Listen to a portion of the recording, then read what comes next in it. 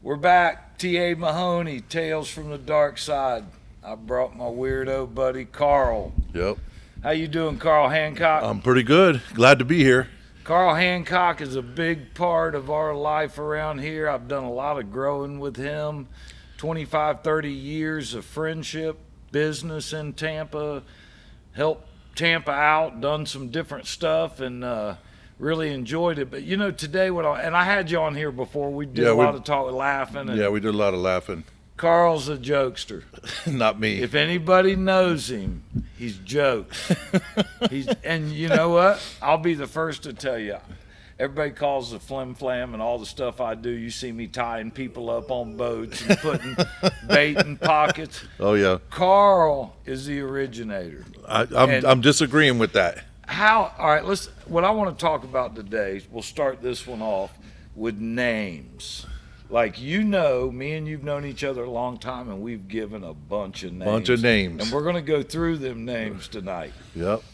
But the one that you've been given, the one of many, because you got to earn them, am I right? Oh, you got to earn them. Big Sticky. They don't come cheap. Let's hear your side of How did you get Big Sticky? Because there's two sides to this story. Me and Mahoney were fishing out on this big Intrepid with Ernie. Was it with Ernie or Dave Paul? Ernie Rubio. Ernie Rubio, yep. And you're fishing with Bill Stoltzing's boat. Great guy. And you're fishing with Mahoney, and you better pay attention, because if not, you're in for it. The next thing I know, my feet are feeling wet. And I caught Mahoney pouring a Pepsi in my shoe with socks on, a Pepsi, okay? Yeah. Do I get my chance at this He's going to get his chance at it. That's what started the whole day, the whole entire day. And I didn't mess with him, okay? Which is rare. I admit it. That's not what I recall. Yeah. Nobody ever recalls the truth. All right, so then what happened? You got the name Big Sticky because you had a foot full of Pepsi. A foot full of Pepsi, okay. Yep. And then we fished all day, and we caught some fish, because you're going to catch some fish with this guy. And that's all there was? No. Big Sticky? Where did Big Sticky Big Sticky came from about the end of the day when we were headed back in. Mahoney jumped into a beanbag chair in the back, and I was standing next to the. It's probably the only beanbag, wasn't it? Probably the only one. He jumps right in it. Okay, and there was a Mountain Dew, maybe a Diet Mountain Dew, up in the pole there. And I pulled it up, and Mahoney looked at me and said, "Don't do it." And I said, "Oh, you messed with me all day long. What do you mean, don't do it?" That's a dirty story. Oh, it's a dirty story. Dirtied it up. Hey, and Rubio, he runs full throttle, so we're moving, okay? We're moving. Yeah. And I was sprinkling the Mountain Dew. As we're bouncing through, and it's all over him. Oh, Peppered yeah. with Mountain Dew. Pepper with Mountain Dew. Let me tell you my take on the story now. That was the first thing that was done. Oh, wow. Carl. And that's what drove me to the point of even thinking of pouring something in somebody's shoe and sock. Oh, wow. That works backwards. And that's exactly. And you know what? You were right on target with Rubio. The million times we fished with him, great fisherman, one of the best in Tampa Bay. He does not run slow. No. Wide open everywhere he goes. We've actually been fell off the back of the seat in the Intrepid. He flicked us off the back underneath the Skyway. It was like pelican foot. Both of us had our feet grabbing on the stuff. I thought he was going to put us out of the boat. And the other thing is, Rubio fishes all day. There ain't no going in. He's good till 7 or 8 or 9 o'clock at night. It's hard to get him up in the morning. That's the difference. Yep. Who we got calling in? Let's put him on air. I didn't know we were taking phone calls. Let's put him on air. Maybe that's what we should do. Hey, let's put him on air. Speakerphone? No. I bet it'd be a good one. It'd be a good one. If we knew what was on the other end of that phone right there, I'm telling you right now, we'd still be laughing an hour from now. Yeah. Carl owns a pawn shop, 34th and Hillsborough. Been in business in Tampa how long? About 35 years. 35 years. And I'm telling you, he is seasoned at the word game. If he can help out, I'm telling you, I bought a lot of stuff from him. Yes, he has. Pawn shops are great places to do business. You know, a lot of times on the internet, you don't know what you're getting. I've seen it when I've been there, and I've experienced it. Mm-hmm. A lot of product, you buy something, it seems to work. Doesn't work when you go home. He stands behind what he says. And most of the stuff you get on the internet isn't exactly all the time exactly what you're ordering. You know, they use a lot of stock photos. Yep. And I want to say one thing before this is over with. I met Mike probably 28 or 30 years ago, and he's been a great person and a great friend. He was there, the first person there when my sister passed. And when we started fishing, I said, I know how to fish. And boy, I'll tell you what, I didn't know how to fish. Well, and I didn't either. Yes, we he learned did. It together. No, Mahoney could fish. I learned so many things off of him. And he's the kind of guy that there's no such thing as Mahoney and the words, oh, that's my spot. What does my spot mean? Let's talk about that.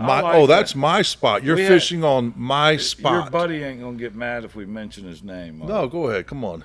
Your guy we went fishing with the other day. Oh, Mark. Something for everybody to think about. We're on a boat.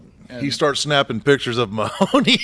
Yeah, I didn't like that. I don't know what that was all about, but he was snapping pictures. I'm waiting to see it on social media, what he comes up with. It'll be the guy in the hotel room. I know. The big guy sitting there.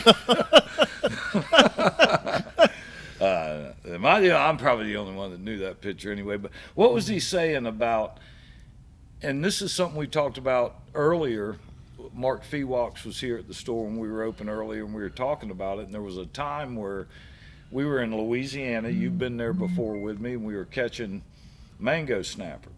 And Mark went to the back of the boat.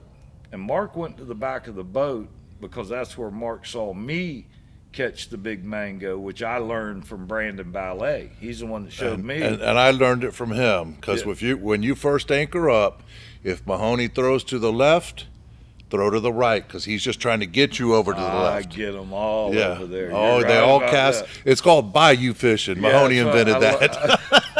Bayou. Bayou. Of course, I say a little bit more than that, but we're on air right now. Yep. I saw Mark Feewox break off. Well, when you break off, you go to the center console and start tying back on. Well, I just so happened to be tied up with a baited hook. It's next man up. I walked to the back. I pound the 12.5 pounder in the boat like that. I go, now you can look at him. He goes, I was just sitting there. I just missed him. And I go, well, you just missed him, and I'm showing him to you. That's it. Hey, that's what a fellow fisherman does. And we give names. Let's get back to the name thing. How about your buddy? And he probably ain't going to watch this, and you can think of some too. We got Tangles, right? We got Tangles. You know why I call him Tangles, We got right? Chrome Dome. Yeah, we got Chrome Dome. I was with you. We were in Louisiana when Tangles got named, if I'm not mistaken. Oh, yeah. Anytime. Get out all the lines. We got 6 or 7 guys fishing around, and Tangles lets a line down, and he tangles up everyone's line. I mean, everybody. He goes to the front of the boat. The current's going to the back of the boat. You're anchored up or tied up. He drops a 3/8 jig head open bail on the front, and it sits about 2 foot from the surface as it whips every rod there every is. line. So 7 guys got to reel in, tie off again, put you behind about 20 minutes. I'll never forget we were catching yellowfin tuna, and Tracy had a 3/8 jig in 3,000 feet of water on a spinning rod, same one he uses at the pier in Anna Maria. And without a license, my son's at the front of the boat with Tangles, and you get a yellowfin on. You've seen it. You kind of get out of the way, get your rod and reel out of the way. Next man. Yeah. Let this fish come in because we're all getting a piece of him, right? So I'm reeling it in, and I see this jig on my line out of the water, and the fish is right there. And I hear Tracy telling my son, I hope he doesn't see that jig. And I'm thinking, Tangles, open bail, no pressure. The worst thing to do is put pressure, you lose the fish. Lose a big fish. And right then, you could lose him anyway from something else, and you're still going to blame Tangles because he's on there. He's on the boat. That's where he got that name. Tell us, how about Bad Check Jerry? Bad Check Jerry. Oh, my God. Carl introduces me to these people, right? This guy rolls up BMW 7 Series. Gonna buy baller, shot caller. Gonna buy all kind of stuff from his buddy from the Caymans. He wants to write a check.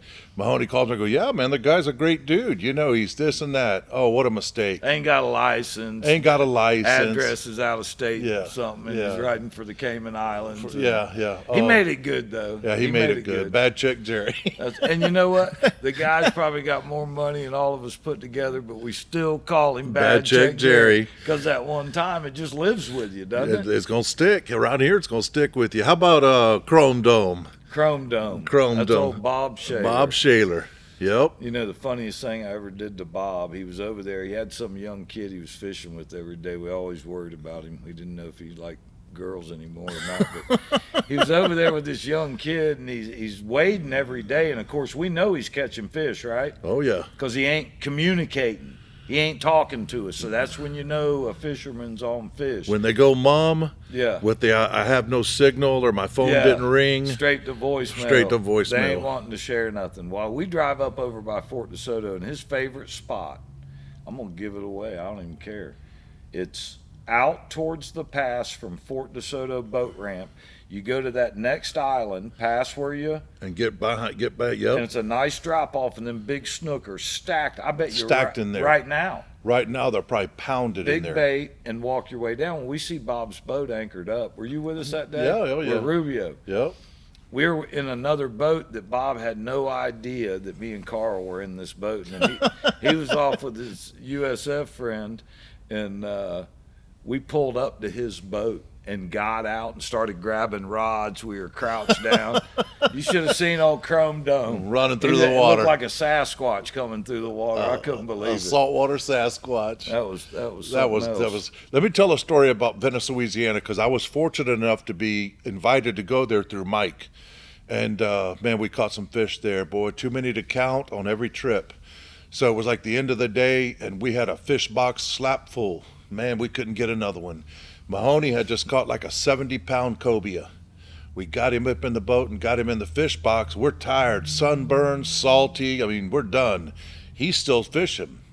Mahoney hooks into another big cobia, about a 90-pounder. That was the one I was telling you about, Cam. He was there that day. About a 90-pounder. So after I said I wasn't ever going to fish for a cobia because my arm was cramped. Yeah. But I just couldn't pass up the big one. Didn't we get the 70-pound out and get him revived back in the water? Yeah. And put the 90 back in. Yeah. That's right. Yeah. That's exactly what Unbelievable fishing. No room in the fish box of a 32 contender. No room. Slap full. Yeah. Yep. That was. If we were real bandits, we'd have went out there and fished and came back in and unloaded our luggage and went back out. But we don't do that. No. We talk about it. We laugh about it. This is all entertainment. All entertainment. Carl, I think, is the one that showed me how to trim a tail on a snook. No. You ever trim a tail? I was there when the tail got trimmed, and the guy's first name is Two Lure Ed. Two Lure Ed. Okay, now that's an old name. We used to call him what? Alligator Arms. Alligator Arms. And why? Because he ain't never got any money. Oh, he's cheap. Never. Cheap. If we're taking fishing, he's got the boats on E. Oh, the boats on E. We got to put the extra gas. Ain't got no sodas, no waters. Y'all got to bring it all. When you see him like this, that's why. They don't see the alligator arms don't reach the pockets. Yeah. That's why we call them alligator arms. He's the one that showed us how to trim a tail.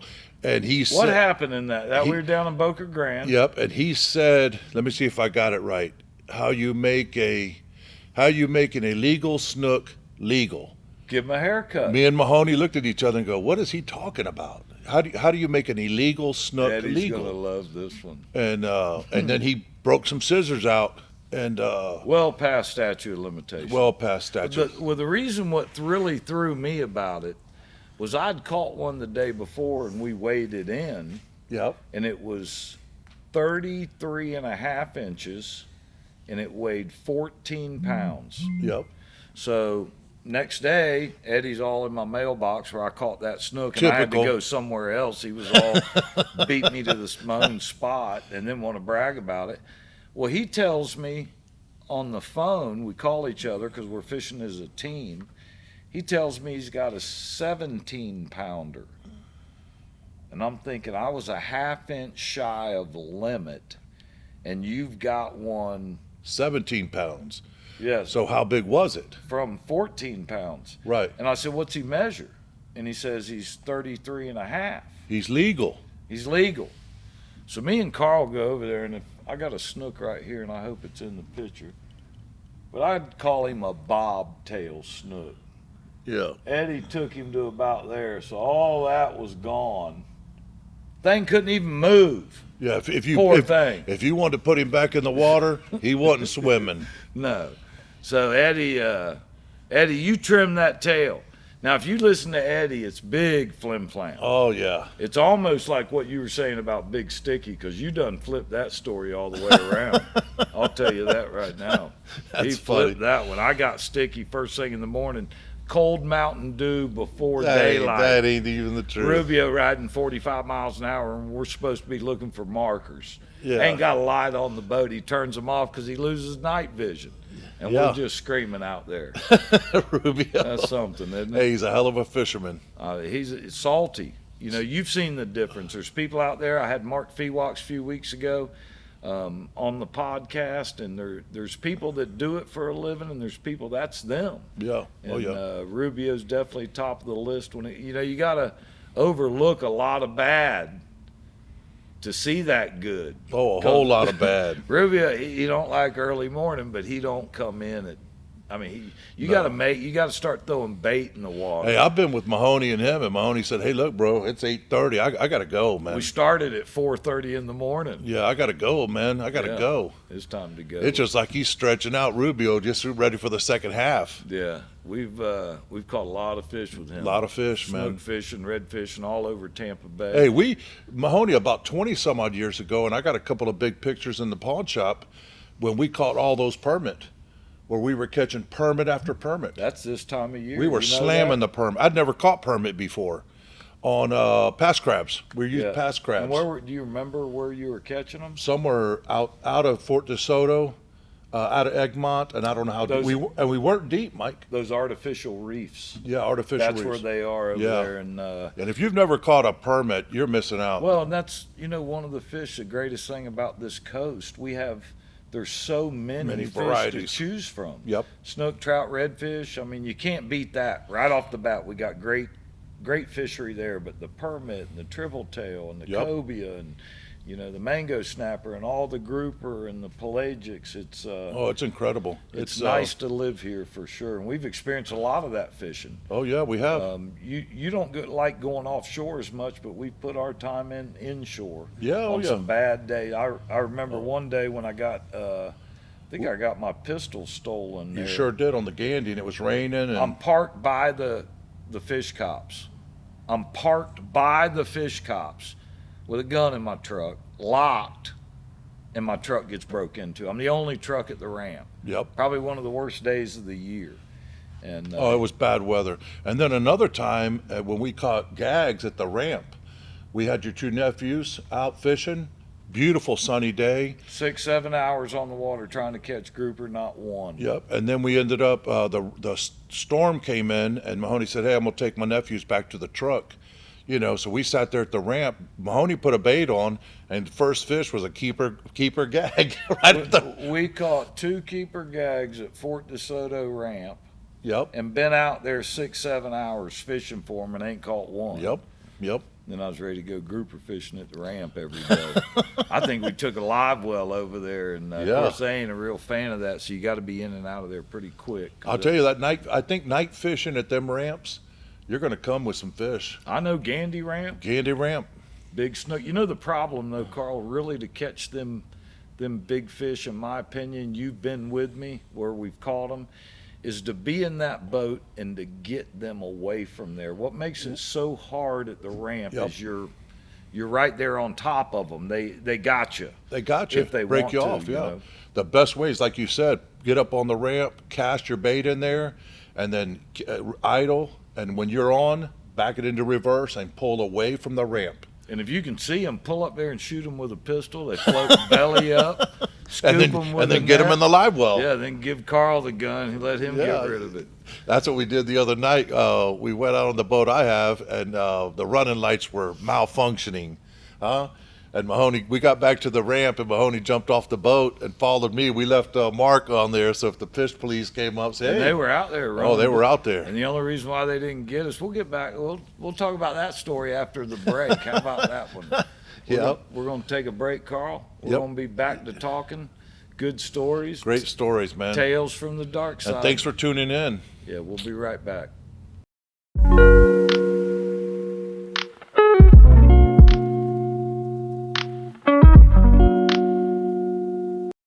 We're back, part 2, Tales from the Dark Side. with my buddy Big Sticky, Carl Hancock. Now, where we let off was the flim flam with the boat. Let's hear your. Oh, the flim flam with the boat. Hadn't had the boat out in a while. We were gonna launch. We did launch out of Davis Island. Me, Mahoney, and Mark, and we got out there. But where we usually hammer, Mike took us here years ago. Every time about this time of year, and we just literally slayed the redfish, 20, 30, 40 of them. But the spill probably killed all the grass. We didn't have any luck, so we were moseying down. Well, we really couldn't tell where the grass was, right? If there was any? If there was any. Why is that? Because we had no trolling motor. Oh, yeah, no trolling motor. Yeah. Well, no, we did have a trolling motor. Yeah, it was on there. It just didn't work. Yeah. Now, Carl tells me on the phone, because I work in the marine hardware business, so I'm going to say, I'm going to ask the main questions like, live well working? When's the last time you were out? I don't know, a little while ago. Wasn't that long ago? No, wasn't that long ago. Yeah.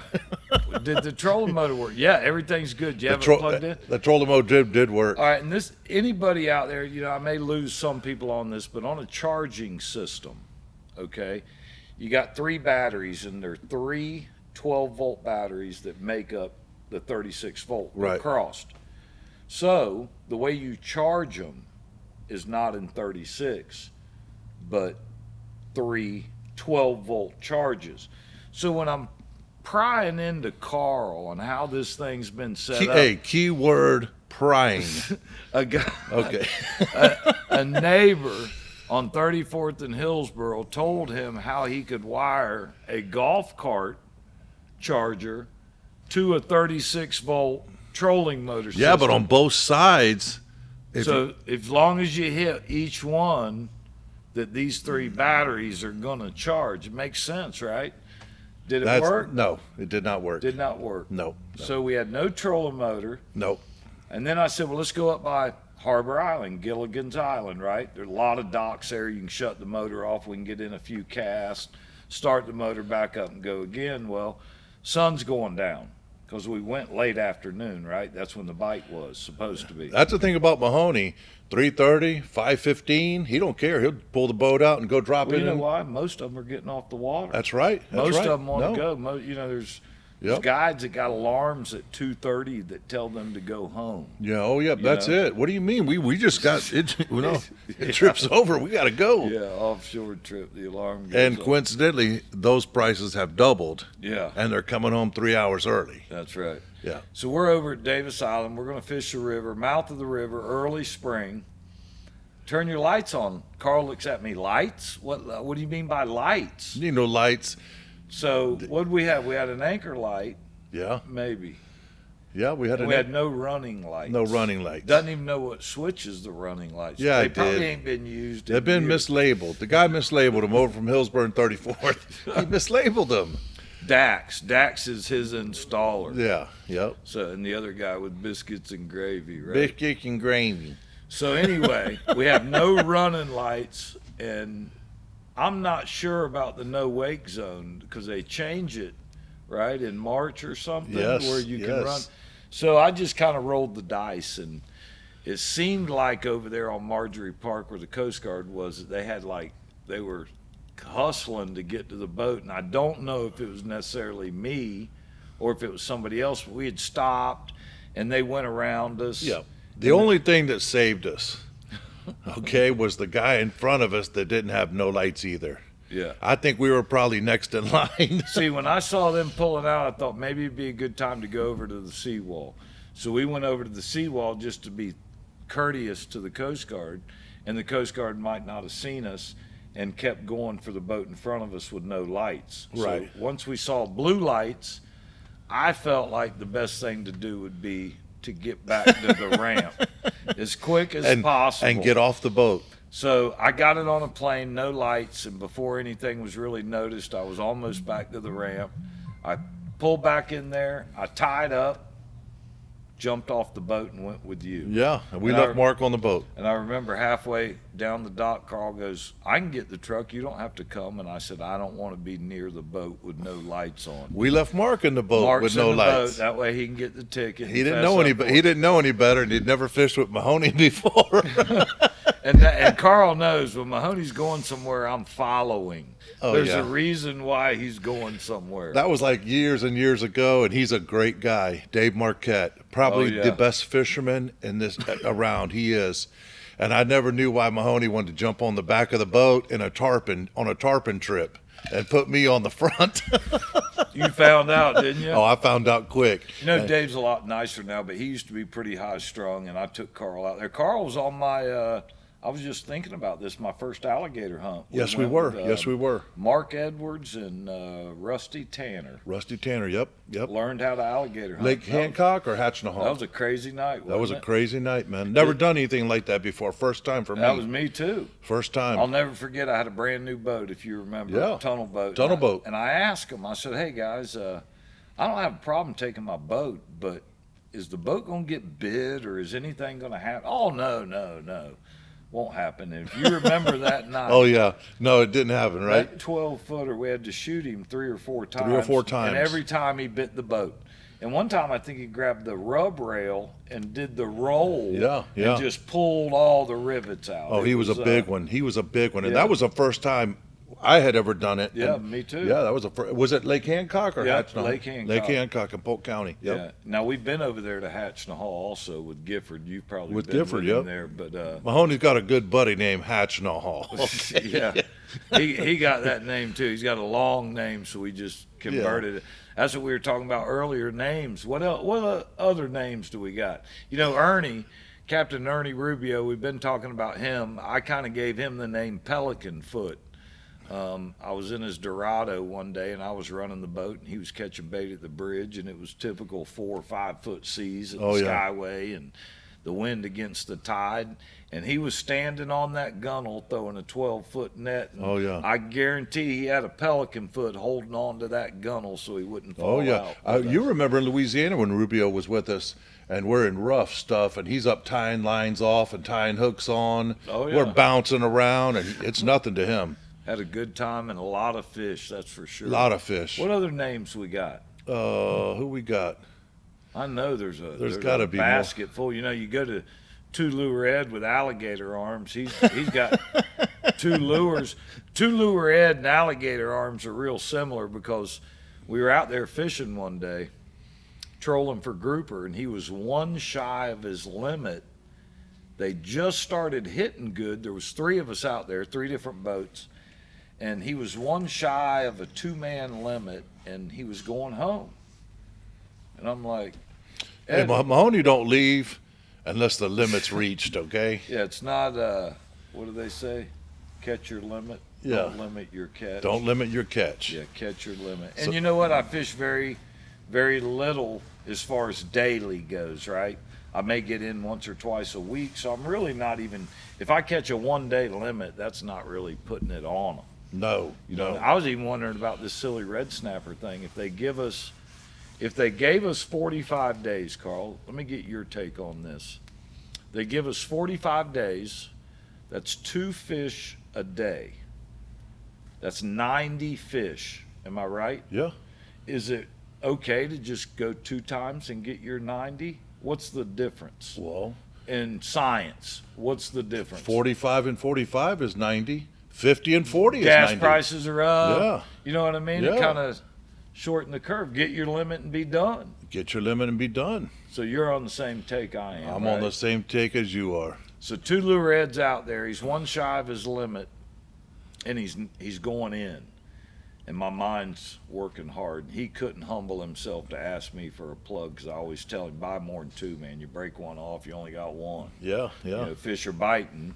20-pound gag, that's a nice fish. That's a real nice fish. So I said, Ed, your lure, I saw you break 1 off. You got, oh, I got plenty of lures. Oh, you don't need to borrow 1? No, we're going to head back. And I'm thinking, I've never seen him head in Especially when you got the gags biting. with the fish biting. Yeah. People are, you know, I just put 1 or 2 in the boat. Well, probably it was the next week at work, Ed's weekend warrior. It's probably Thursday. He came into the store, and I got a way of just kind of seeing who pulls in the driveway, and then I'll go hide from them, and it's like a big game. I have a bunch of fun here. I love it. My customers, good people, turn into great friends, and I just have a good time. So I see Ed come in, and I'm hiding, right? And I watch him do the big bobblehead, you know, almost like a shoplifter. You know how the shoplifter Start looking around like nobody notices, you know what I mean? That was Eddie, and I'm thinking, that's weird. So I see him grab 4 or 5 lures and go up to the counter real quick. Wanting to pay quick and get out. Get out of here. Mike ain't here. I don't see him. He must be in the back. And I walked around that corner, and it just hit me like a ton of bricks. I said, 2 lure Ed. Yeah. You only had 2 lures the other day. Oh, that ain't true. And I finally got it out of him. That's so funny, man. Yeah, now he's... Hey, I learned that from Mike along the way. Always be over-equipped, man. Yeah. Because if you get out there... You've seen it. Oh, yeah. When they start feeding, it can happen Boy, in you a got to matter get of on an it. hour. Especially a guy that's like a weekend warrior that maybe fishes once or twice a month or once every other month. Man, if you get a chance and the fish are biting, you better get on them. Well, and you know, I saw something the other day where somebody had a video. They did not expect the hook, and they basically caught it, a swordfish. And they were probably in 400 feet of water or something, and they catch a lot of stuff on the bottom. And, you know, I'm not saying I haven't done it or been there, but they had nothing for this swordfish. In the video, all you see is a kingfish gaff coming in, and I'm almost thinking to myself, I'm looking at the swordfish in the video, and I'm looking at the little skinny pencil kingfish gaff, and I'm thinking, yeah, go ahead and stick him. He's about 4 or 5 feet underwater. Swordfish, probably one of the baddest fish out there. Warriors, big gills, precise with the bill. And you're going to stick him with a peanut Snoopy gaff. A Snoopy gaff. Well, I guarantee that guy will have a harpoon on that boat. Oh, yeah.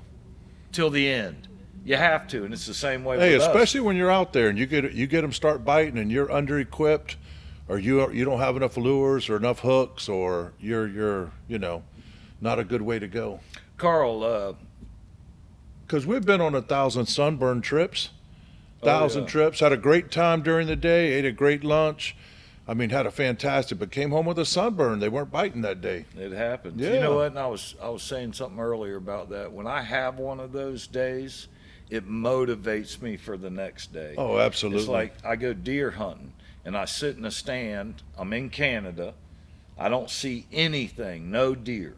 And I come back out of the woods, and the guide goes, "Oh, did you see anything?" And I said, "No." And he says, "Where do you want to go tomorrow?" And I said, "I'll go right there." Because it's raising my odds. The more you go, you know, it's like them 20-pound snook that we chased forever. 20 years. Yep. The more time, how many times down at the Alify at 2:33 in the morning, Bunch of waiting times. for the bite for that 25 pounder.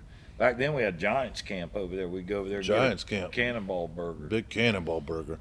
And I tell you what, right now, I mean, the spring bite's probably on the tail end of the spring bite. It's there right now. It's there right man. now. Yeah, man. But next month is one of my favorite spots. You've never fished it. I wish you'd come one time. Is the Clearwater Pass. Yeah, you've had a lot of luck Clearwater out there. Pass is and on you've fire. Caught a big gag out of there. A big That's gag what's out of crazy. there. Yep.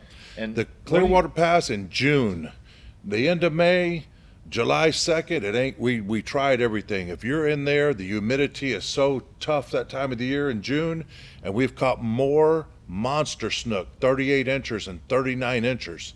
Live pinfish. You got jetties on both sides, and we've caught them on both sides. Do you drift the jetty, or do you No, anchor? we pull around to the front, the big rock jetty. We anchor up on the back side. On the of back it, side. kind of like Blinds Pass Yep. used to be. Yep, on the back side, and then we move around to the front.